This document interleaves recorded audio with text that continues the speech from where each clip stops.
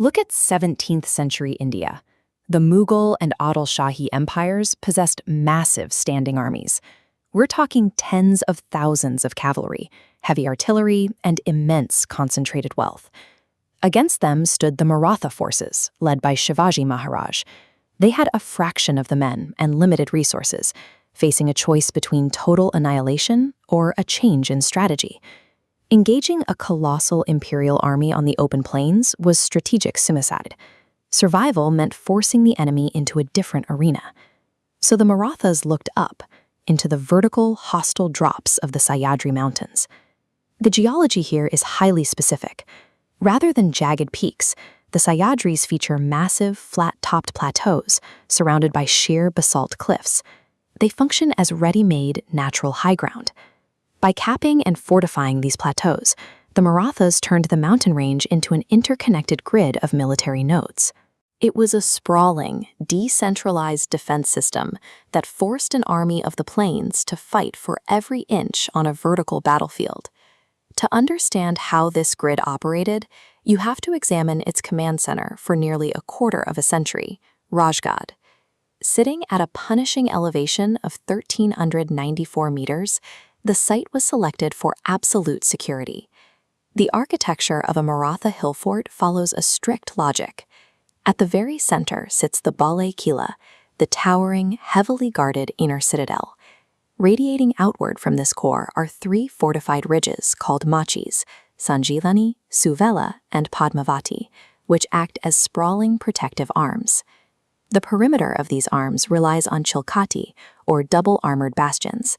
This dual-layered, thick stone masonry is built directly into the cliff edge, specifically engineered to absorb direct hits from heavy siege cannons.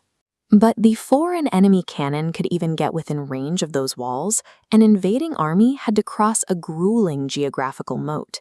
Reaching Rajgad's first gate meant dragging heavy siege equipment across multiple rivers and deep, dense valleys.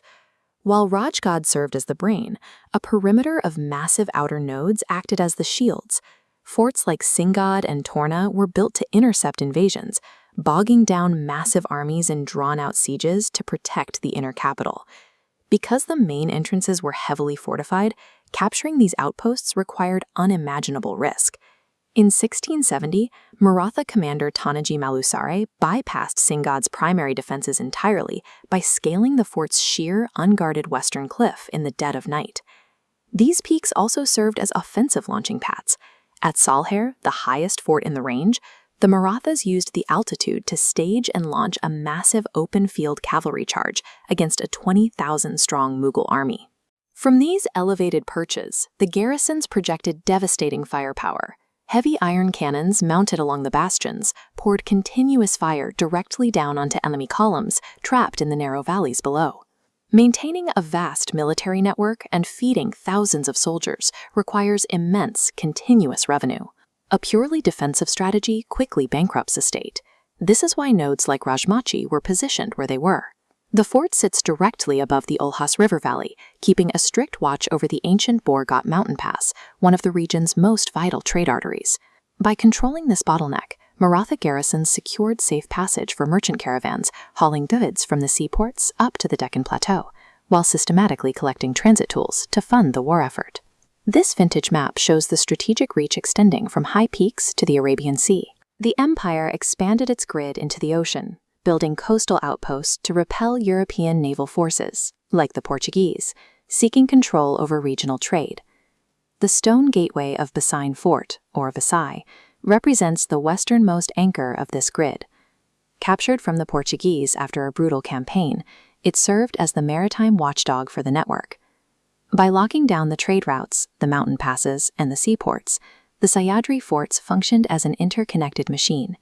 It was a system that provided both physical security and a steady stream of revenue to sustain the expansion of the Maratha territory. Centuries have passed, the vast imperial armies dissolved, and the iron cannons eventually rested. Yet the colossal stone structures themselves remain standing resolute across the landscape. Unlike many historic sites kept behind glass cases and velvet ropes, the Sahyadri Fort network is an actively living legacy, explored by millions of trekkers every year. Today's visitors utilize the exact same infrastructure the Maratha soldiers did. They sleep in the rock-cut caves, navigate the mountainsides, and use hidden chor darwajas, the secret stone doorways. At Sinhagad, the ancient dev-take rock-cut cisterns still capture and filter rainwater perfectly, providing sweet water to climbers today, exactly as they did centuries ago. Navigating the steep, grueling inclines to reach these summits forces modern climbers to endure the exact same physical exhaustion that was originally engineered to break the will of invading armies. You cannot truly grasp the scale and architectural genius of the Maratha Empire from a textbook. To understand how they conquered this landscape, you have to pack your bags, climb those rugged stone steps, and conquer the clouds yourself.